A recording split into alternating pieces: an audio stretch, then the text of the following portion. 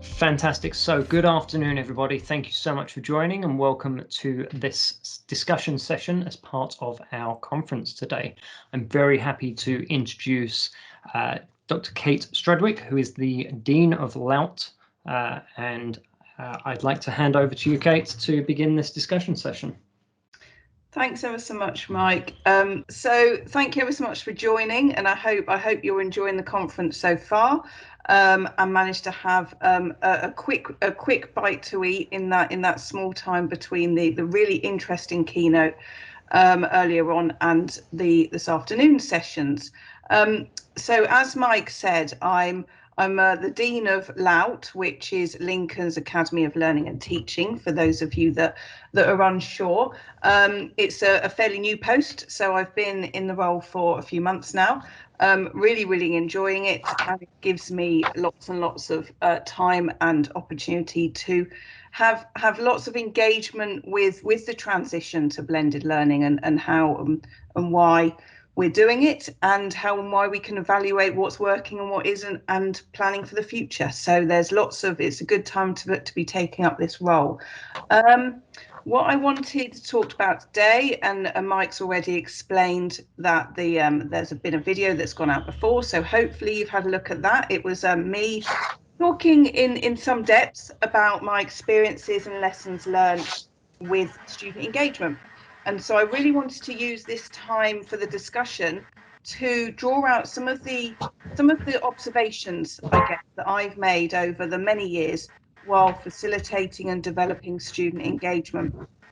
And so thinking of specifically how we can address student engagement for the future in a new digital world, as it were, because obviously the examples I discussed in the video were all very much kind of pre-COVID and were face-to-face and involved a lot of in-person activity rather than using digital platforms. So that to me is where I think we can hopefully have quite a nice discussion about almost looking to the future, or moving to the future in terms of the use in a digital format.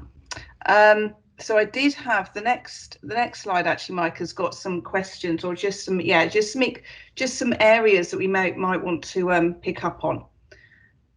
And I think if I'm okay to start, I'd really like to get an understanding of your practice and whether there's any experiences or lessons learned on a more kind of generic or broader area that anyone would like to chip in just to get us started off. We'll give you some time to think about that. Do put some comments into the chat, or feel free to raise your hand and come and share your experiences with student engagement developments. Well, we're just waiting for that. I think the reason I've asked that is because I strongly believe that we can learn a lot from sharing best practice and good practice, and this is why it's really important that we have this opportunity to have these conversations and to have these discussions at conferences and at symposiums and any opportunity we can, and even more so as we're moving into blended learning and more online learning as well. I can see, definitely. I think Dave's typing. I think Emily, you've got your hands raised. Please do switch your microphone on. Thanks, Kate, for prompting some questioning. In terms of the first point that you make about how do we develop and ensure that staff and students work together, something that we've had in place pre-COVID is that the student voice in terms of feedback on course design, module efficiency and that sort of thing has been an integral part to course monitoring and equally critical review and revalidation. And we can't get through those milestones without having some visibility of the student voice. So I suppose building it in, although it sounds somewhat prescriptive, actually because it forces your hand, actually you start getting into those really powerful conversations. Thank you, Emily. Absolutely. I think when we've even starting off, I think when we're trying to pretty much get our head around what do we mean by student voice. So it's kind of those definitional complexities of what do we mean by student engagement? What do we mean by student voice? What do we mean by, in my experience, student as partners, student as producers? and the kind of I think in the keynote Linda was talking about, a lot of this use of terminology and understanding of impact and how we can actually get involvement from students is multifaceted, and I think that comes across in my presentation that you will have all been able to look at before this session. And equally, I think there's the use of student voice as an umbrella term. That's kind of how I see it. It can incorporate so much, and there's so many different interpretations of how you can embed student voice, as you say, in co-design of curricula, definitely with regards to monitoring on a modular level, or with review with regards to quality, with assessment.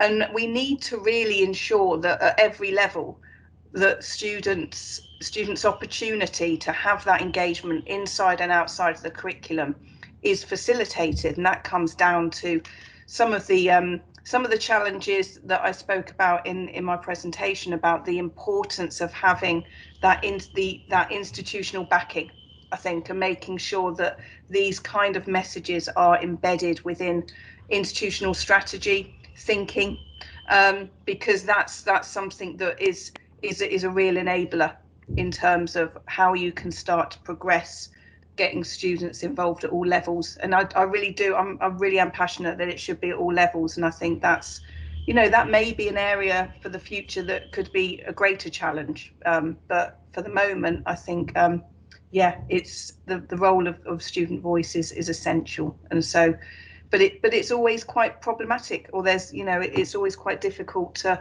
start off by how the processes of the practicalities, how do we engage students, and making sure that we've got that inclusivity, that we're engaging all the students we want to, rather than just those that are, dare I say, super engaged, because we need to have that. So I think that's a great point. Dave, you've raised a really interesting point about students taking ownership. Do you want to come off mute and expand on your point at all? Thanks, Mike. Yeah, I think one of the great benefits of student engagement is actually when that partnership is kind of equally seen. I think one of the challenges that we find certainly in at university level is there's a large divide around how students should go about learning. And I think one of the great things about student engagement is that it enables that transition between particularly the way the pedagogy works at schools to be transitioned into higher education, where we're asking students to have much more ownership over their learning, to be self-directed, to be researchers in their own right. And I think what particularly Student as Producer does is it enables that partnership to be built in a way that doesn't just kind of go, there you go, off you go. It's much more about, let's work on this together. So I think from my perspective, when students are working in partnership, that is actually when we can give them almost the keys to unlocking their learning in a way that is self-directed. And there, it's that thing, isn't it, about teaching somebody to fish, rather than just giving them the fish. It's giving them the skills to be independent. Absolutely, Dave. Yeah, and I really like that kind of keys to unlocking your learning. And I think this is why it's in all of my work. And obviously, there are lessons that I've learned from over the last 10, 15 years. But definitely in ensuring that you have the opportunity for student engagement as I said, in the design process, so in the very early stages, because they should be part of the development of the project, or of the initiative, or of the redesign of a curriculum, or I don't know, the new module or assessment, and that needs to be embedded and kind of facilitated across all of those levels, right to the end when it comes to evaluation and dissemination. So I do think that it is giving them the keys, and more importantly, I think it's ensuring that the almost the plans and the project plans, or your vision about involving students alongside you in your research and your teaching, that, you know, that they're based on key principles, and I think that's what the models that I've used have allowed me to do. It's fairly straightforward to kind of think, yeah, we can just get students involved at various different levels, but it does take planning. It does take almost some clear guidelines, which is what I've identified here on this slide about, you know, how finding that balance and making sure that when students do hold those keys, that there are reciprocal benefits for both academics working on the projects and also for students in terms of building those relationships. So I think there's lots of challenges at different levels, and I think that's something that you work with and you overcome as you get more experience with it. But it's always good to reflect back on previous projects and what perhaps didn't work as well as it could have done, and making sure you learn from those lessons. I think that's a really interesting point. I think what we've seen so far, with Dave mentioning about the change in education level with coming into HE, and the discussions so far about the institutional approach and that culture being so fruitful and so beneficial. But you've got this question on your slide, Kate, about establishing trust, which I think is really interesting. What are your thoughts about starting off this journey and establishing trust with students? I think that's a really difficult one. Often, as I said before, what tends to happen, and this is just in my experience, when you want students to get involved in forms of education outside of the curriculum, so with projects and with initiatives, then they tend to be those students, and I've said before, super engaged, but those students that may also be student reps, that may also actually be student ambassadors, that would kind of step up to any call for kind of collaboration or partnership, or, you know, can we just talk to you? Can we set up a small focus group to talk about this new potential project? So they tend to be those students anyway, and often they're students that we teach. And so you've kind of started to build that trust, because that relationship between the student and yourself as a tutor has already been established. I think what I've found in my experience is, with a number of projects, that it's even more relevant and really kind of interesting when we get students from outside our discipline join, because you then have to start to build those relationships, but it's equally important for those where you perhaps teach on a module, or you could even be their personal tutor or dissertation supervisor. You know, what you're doing with these student engagement initiatives is different to what you're doing on a modular level with regards to their learning journey and with regards to their program delivery. So it's almost establishing different relationships, and you need to have that trust from both sides. And I'm now thinking, well, you know, since COVID, whether you know, that is going to be even more of a challenge now, because we're not going to have that opportunity to do and to develop these initiatives kind of face to face anymore, or definitely to the extent that we have in the past. So I do think that trying to build those partnerships, and I think it was something that Liz mentioned actually in her introduction, you know, about how the transition to blended learning and what we've all experienced since last March has changed the relationships between students and academics anyway. And so when we kind of add on to that you're working closely with them in a research team, I think that again could be quite a challenge for the future. But I do feel it's doable. I just think it may take a bit of a change of mindset as to how we start to build that and establish that trust. Definitely. So just as a point, we have 5 minutes left on this discussion session. Andrea has raised a challenge that I've seen around student. I think this comes down to the managing expectations point you've made, Kate, about you know, what is that responsibility for their learning, and what do you do if students haven't taken that responsibility for their learning and haven't, you know, taken that higher education academic level or approach to their studying. Do you want to expand on that, Andrea?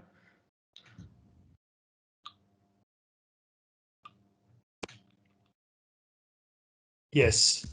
So, yes, do you hear me? Yes. Yes. Yep. Yeah, sorry, I find a little bit abstract what is being said, in the sense that we have different problems in the class. I mean, we have students that tells me that at the third year they didn't read a single book, or students that they already implement some keywords like they don't like to learn by reading, which I find very funny in the sense that, of course, you have to learn by reading because libraries exist for a reason. So I think that there is a lot of discussion, but at the end of the day, what is matters is that you are clear in your lecture. The students often they are not independent at all, so they depend on you. Actually, they want to be dependent on you. If you, for example, give them any options, they don't know what to choose. They want you to choose for them. They want you to tell them what to do. So for me, I mean, my experience is completely different. So I think that the problem is that they seem to rely on slides, and they study only things just to pass the exam. They avoid any context. So I think these are the problems that we should attack in learning. No matter if we learn online or face to face, I would say. I don't know what you think about these considerations. I think Thank you. there's a lot to answer there, Kate. So if you want to take that as the last few minutes of this discussion to try and formulate a response. Okay. Well, you know me. I could talk for a long time on this. I think what you're talking about there, Andrea, is kind of this notion that students, and especially since kind of the increased marketization of higher education, have come in as consumers, as customers. And so when you're saying that you've got a third year that says they don't like to read, is very much a kind of instrumental, or the notion of what students understand to mean as learning. And so there it's I think it's important that in all of our teaching we try and bring in those opportunities for students to have a greater ownership over, and whether it's with regards to on a modular level, taking the lead in kind of seminar tasks or group work tasks, or really giving them the opportunity to start to think for themselves about what's the value of learning. And it goes beyond reading a chapter in one core textbook just to pass that particular assessment. And when I think in my experience, they're the students that when they do actually appreciate their role within their learning experiences or learning journeys, if you like, over the 3-4 years, then they can actually really start to benefit from those experiences. And going back as well to what Linda was saying, that identity, because I think that's part of it as well, and they can really appreciate the broader context and the key values of what coming to university means, which go way beyond just passing one particular module, or even passing with a 2-1 or a 2-2. I think it is looking much more on a broader kind of holistic scale about what they're benefiting and what they're learning from with regards to their time at university, which clearly brings in skills and study skills and transferable skills that they can take once they've graduated. So I think it's a challenge, but unfortunately it's a message that has a lot of students may come in with, and it is that that kind of instrumental, this is what I need to do to pass, when actually if they can think outside the box and see what their role could be in the broader elements of engagement outside the curriculum or the classroom, would be really beneficial. And often that comes through dialogue and personal tutoring, having those kind of debates with students. That's fantastic. We are going to have to draw this session to a close. I find it very interesting that we have almost come full circle in the fact that Dave raised at the start that there was a challenge with transitioning into university, and Andrea's actually raised that transition may not even be complete by the time third year, and that we've shared some institutional approaches to student engagement and some comments around that culture actually being transformation and eventually trickling down to the individual level. I think this has been a fantastic discussion. I'm so happy that everybody has participated and raised their thoughts and inputs via the chat. So I'd like to say thank you very much to Kate for sharing a fantastic flipped presentation and for leading our discussion session this afternoon.